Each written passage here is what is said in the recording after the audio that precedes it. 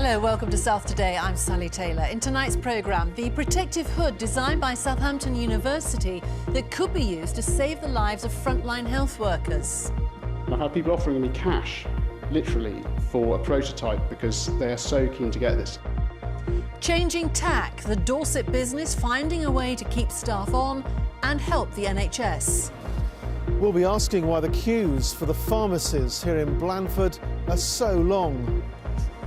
And a mum's mission after her daughter, who'd had a transplant, was missed off the vulnerable patient list. Michael Gove stood on the podium at the press briefing and said that all vulnerable patients had been identified and had been contacted. And I shouted at the TV because it's not true. There are lots that have been missed.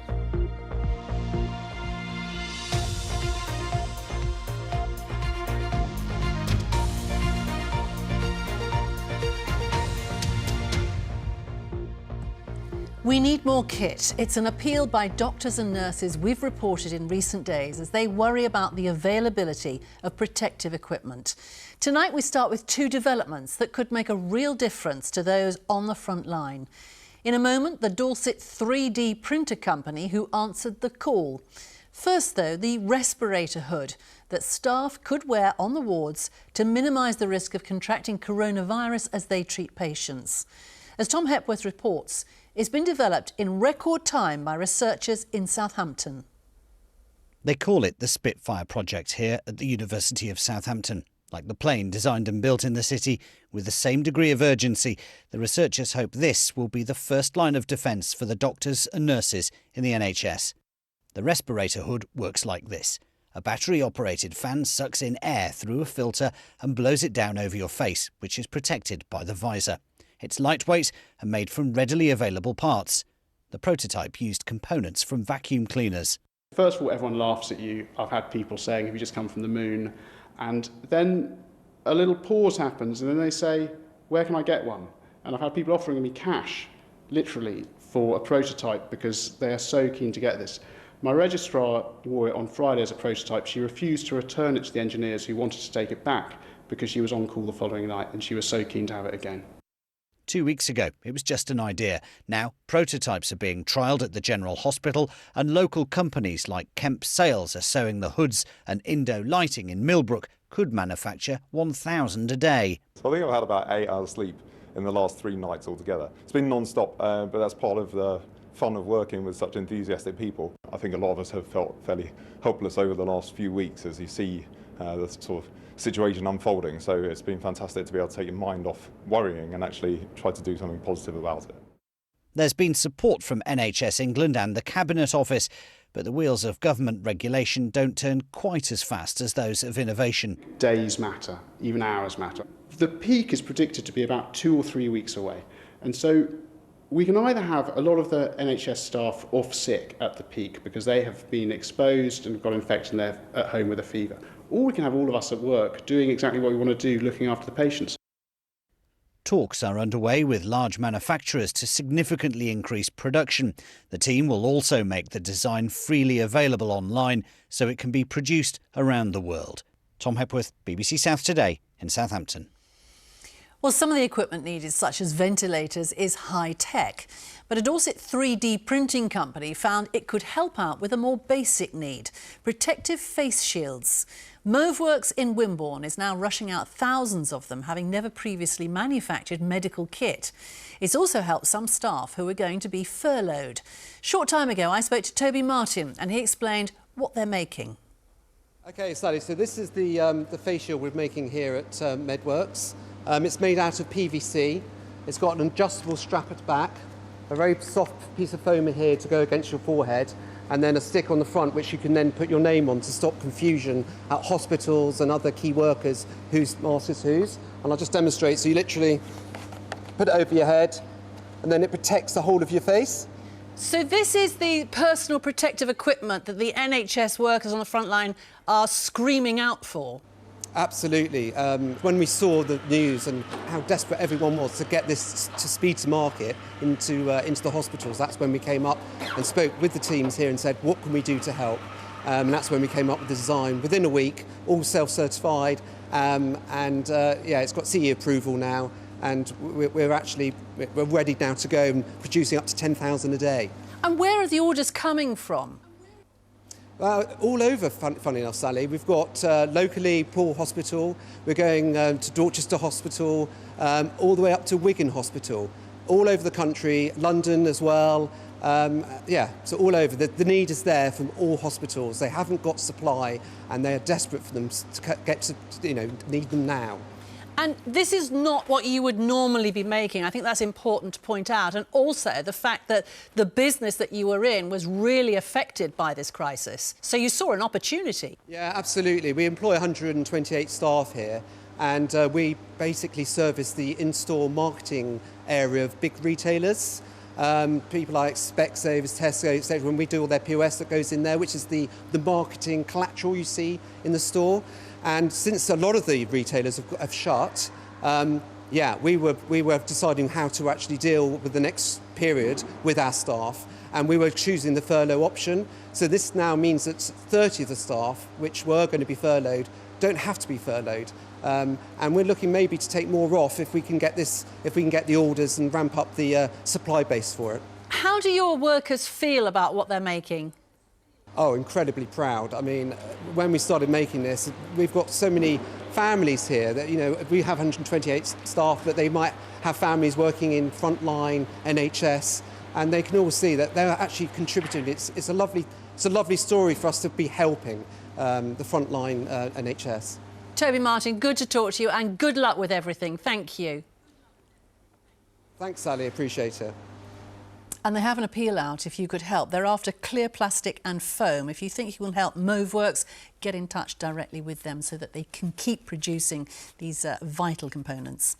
Now, we're supposed to be staying at home as much as possible, so the last thing people want to do is to spend hours queuing for vital medication. That's what's happening in Blandford Forum in Dorset. Across the region, pharmacies are under great pressure because of coronavirus. But in Blandford, all the pharmacies are run by Boots and operating reduced opening hours, with some people queuing for around 3 hours. The local MP is lobbying the company to make improvements, as Steve Humphrey explains. I only come here once a week, so I've got to collect my meds, but it seems to be like that queue's ridiculous up there.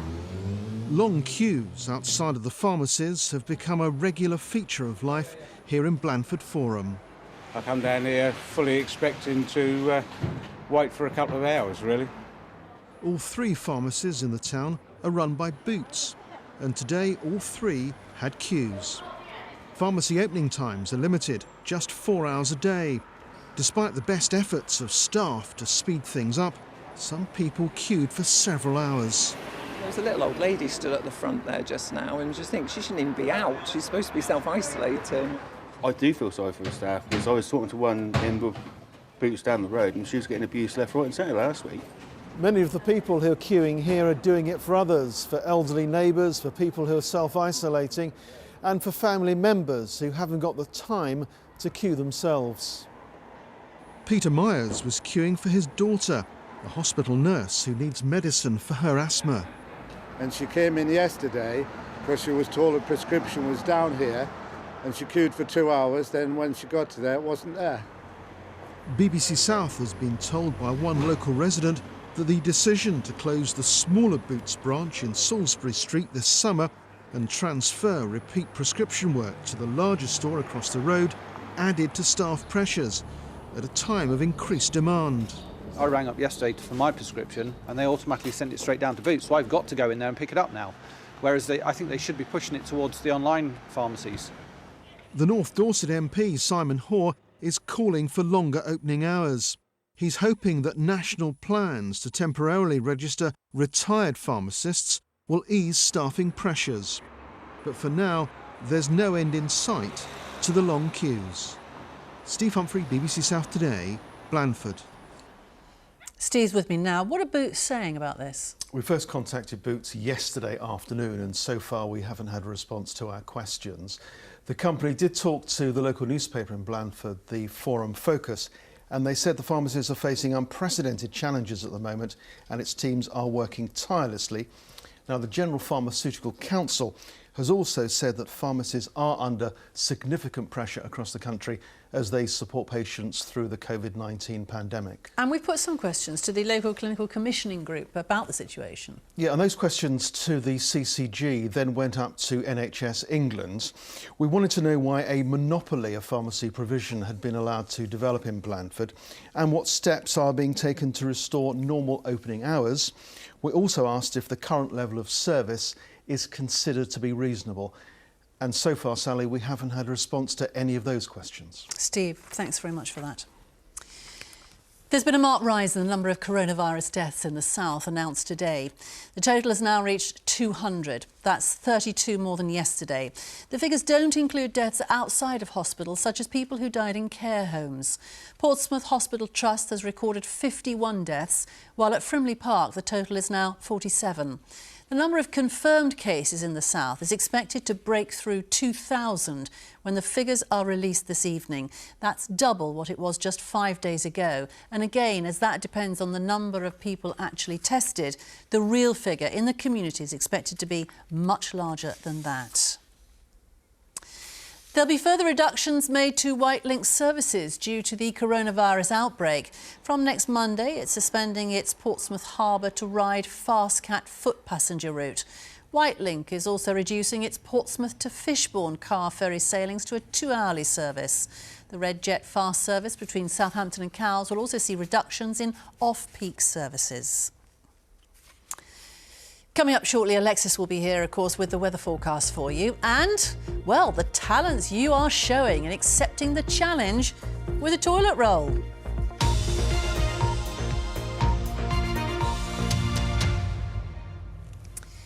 Some of the most vulnerable patients have been told they must shield for at least 12 weeks, not going out of the house at all. The government sent out warning letters to those most at risk who will now be given priority for things like food deliveries. But it seems not everyone who is high risk got one of those letters, and that's added to anxiety. Michelle Cross reports. We all love you and we're all looking after you. That's why Alice and Ben are staying at home as well. Yeah, so that we can protect you and keep you safe. 20-year-old Lucy was born with heart problems and without a spleen. She received a heart transplant 14 years ago, but remains brain damaged and immunosuppressed. I feel stressed. But right now, she's not officially classed as being high risk when it comes to coronavirus. Michael Gove stood on the podium at the press briefing and said that all vulnerable patients had been identified and had been contacted. And I shouted at the TV because it's not true. There are lots that have been missed. My friend who's a transplantee sent me through the text message, the official text message, and in it states that patients must sit by an open window. They're not actually allowed to go outside of the house. It means Lucy, mum Bev and her brother and sister are now all self-isolating to keep her safe. I'm worried about getting food because Tesco's actually told me on Friday that when the list is published, they're going to give priority to people that are on the list. People who've been missed can register online and are advised to contact their GP or clinician after registering with the service. It warns it may take time for support offered through this service to arrive and to continue to rely on friends, family and the wider community until it does. But after registering online, Bev says she's still waiting for a clear answer. I was told that it was nothing to do with the GP practice. So they said they'd get Lucy's GP to phone me back. And whilst I was waiting, I contacted NHS England and found that the GPs from Monday were able to register patients, or other healthcare professionals could as well, onto the national database. Until she gets confirmation, Bev is relying on the help of a neighbour who's offered to collect and deliver Lucy's medication. Michelle Cross, BBC South Today. Homeless people and the authorities which try to help them are struggling to cope with the challenges posed by coronavirus. Last week, the government ordered councils to temporarily house all rough sleepers in such a way that they could self-isolate in hotels if possible. Well, in Portsmouth, where homeless people in night shelters currently have to share dormitories, that's proved a real headache, as Roger Finn found out. We're all compact into one little room, so we're all literally brushing shoulders with each other as we walk past. There are about 50 homeless people in Portsmouth. These have been staying in Hope House, one of a couple of night shelters in the city.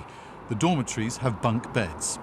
4 beds in one room, which no more than a metre apart from each other, and in the other rooms there's 6 to 8 people in one room. So you can't social distance. We've been all camped in. Impossible. Hope House has had to limit numbers to improve social distancing. And U House, the day centre next door, has had to limit people to slots of just half an hour twice a day. I've been told by some of the homeless people that I've met today that this cemetery has become an occasional gathering place because they're finding it hard to find anywhere to stay during the day. Many of the places they'd normally gather or get a bite to eat, such as cafes, have closed down. And they've told me that if they go to parks, the police often move them on. Last week, when the government ordered councils to help rough sleepers self-isolate, Portsmouth City Council thought they'd found somewhere suitable. So we negotiated a deal with a hotel to hire the whole hotel and for people to move in on Friday, which is what the plan was, and then we got gazumped by somebody else coming in, hiring the hotel from underneath us, and it was central government. The hotel had been hired for health workers, so the city looked for another. The one we found is closer to the night shelter, so we can continue to do health services there. They said they'd signed the contract on Monday, and they didn't. They said they'd signed the contract yesterday, and they didn't. We was promised a hotel yesterday, so we was all really excited. A lot of us didn't sleep that night because we was expecting to be rehoused. Only a temporary, obviously, and then we got really let down the next day, and it's all to do with red tape and money, apparently. Yeah.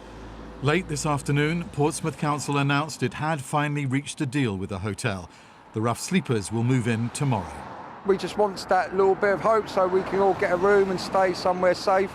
Roger Finn for BBC South Today in Portsmouth. Well, normal life may be temporarily on hold, but crops and plants continue to bloom.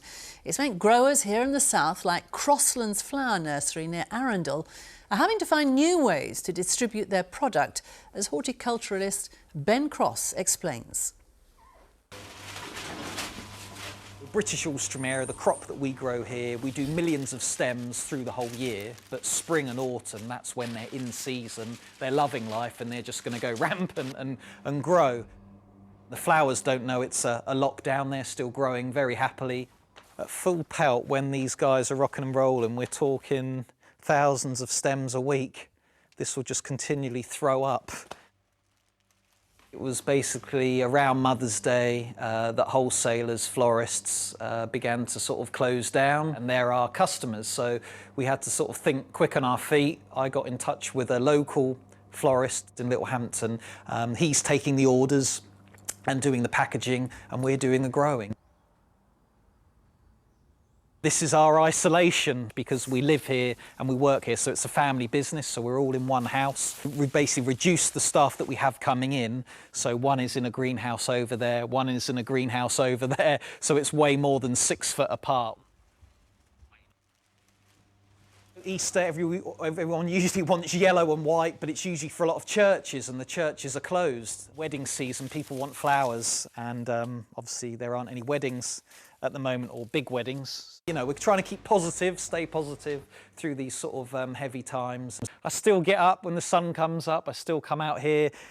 We've got to look after this crop, and then it will look after us when the world returns to normal. And there's some good news for Ben this afternoon, because a supermarket got in touch with him to say that they would be taking some of his flowers, which is great. Hospital radio is one of those services that quietly makes a real difference to patients who are feeling a bit down, especially so for many people right now who aren't getting any visitors. With its studio at the Royal Berks currently closed and presenters unable to make their regular ward visits to collect requests, Hospital Radio Reading is still on air. Alan Sinclair's been finding out how. So welcome to Hospital Radio Reading. From a dining room on the opposite side of town. Life is strange, isn't it? Co-presenters can be miles apart and, more crucially, miles from vulnerable patients.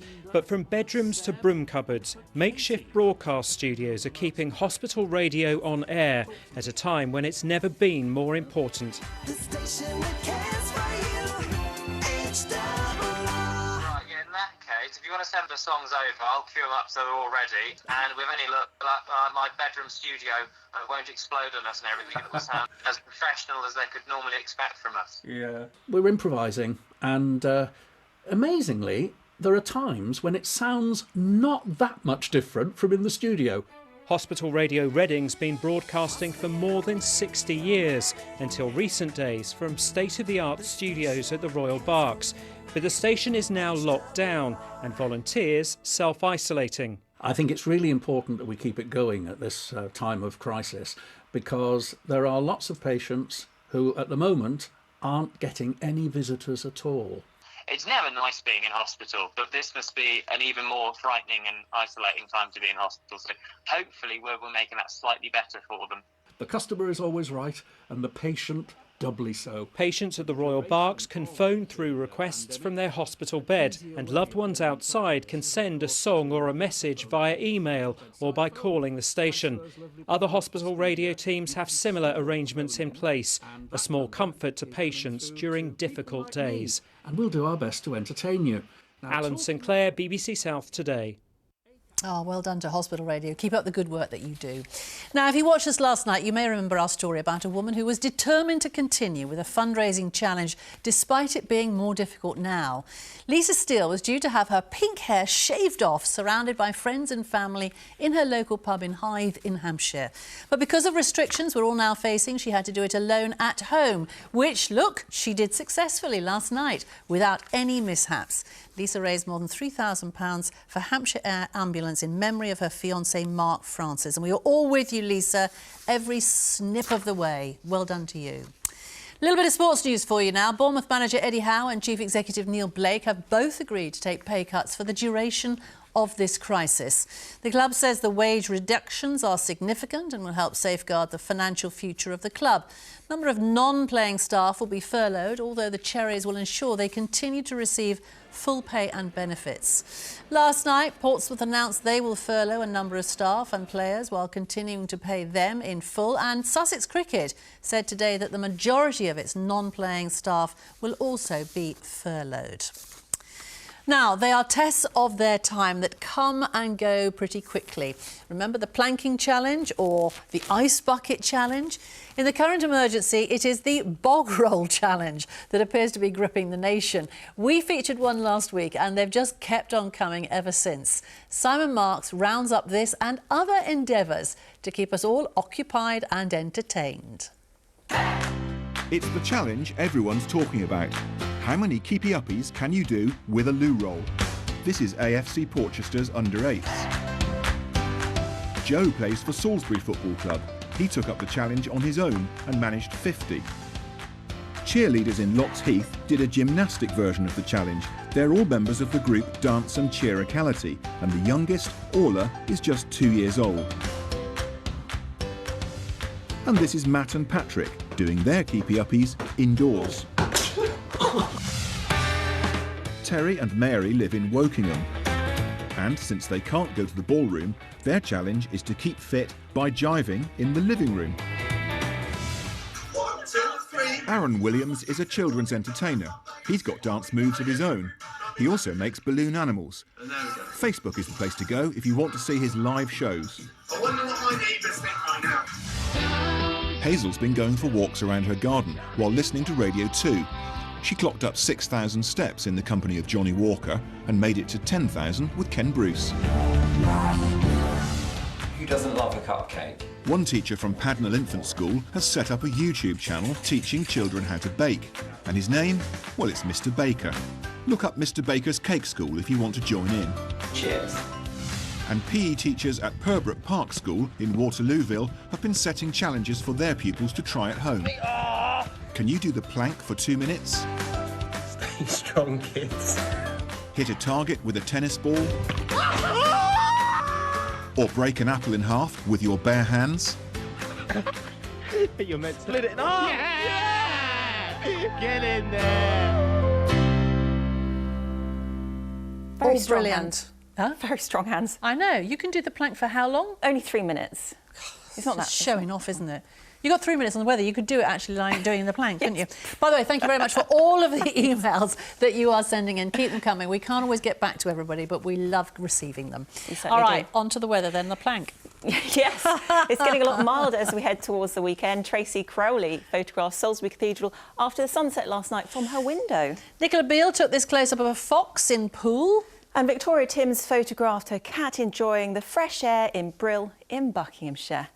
We had some lovely sunny conditions this morning, a widespread frost in many locations, but it is going to get milder as we head towards the weekend. We do have some cool air with us at the moment. You can see the cool air of the country, but come Saturday and Sunday, the mild air moves up from the south, and Sunday we could see temperatures in the high teens in Celsius.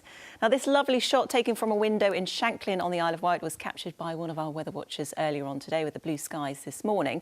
But we did see increasing cloud, and tomorrow we'll have quite a cloudy day. Possible light rain and drizzle from time to time, but there will be a good deal of dry weather as well. Now, overnight tonight, we're looking at 1 or 2 clear spells, a lot of cloud, and where the cloud is quite thick, we could have the odd spot of light rain and drizzle. Temperatures tonight will fall just above freezing, down to around 3 Celsius. In sheltered spots away from the breeze from the northwest, we could see a touch of frost first thing tomorrow morning. So a little bit of a frost in some areas, but mainly dry during the course of the day. We could see 1 or 2 isolated showers, some brightness during the middle part of the day before the cloud builds even further tomorrow afternoon. And temperatures tomorrow will be up into double figures, highs of 12 to 13 degrees. So on the inshore waters tomorrow, the winds are west to northwesterly, 3 to 5, becoming variable 3 or less. The weather is showers and the visibility is good. Tomorrow night there will be a few clear spells and patchy cloud from time to time. Temperatures won't be as low as recent nights, dropping to around 4 or 5 Celsius. So gradually as we head through until the weekend, temperatures start to rise and up to the high teens come Sunday. Friday's quite a cloudy day. The cold front sinks southwards. Behind it, the air will be slightly fresher. A good deal of cloud, and with this cloud, we may have a little bit of drizzle or light rain, but it should be a mainly dry day. And then the skies will clear come Friday night. So Saturday, we're looking at a mainly dry day with sunny spells, a strengthening southerly breeze, which will be even stronger come Sunday. But Sunday, there will be a good deal of sunshine. Temperatures on Sunday up to around 18 or 19 Celsius, well above their seasonal average. But it comes Sunday evening and overnight into Monday, we'll see cloud increase and rain will push in from the west. Sally. Thanks very much, Alexis. We'll finish up tonight with the main news headline for you. The UK death toll from COVID-19 has risen by more than 550 in a day as the government warns there are harder times ahead.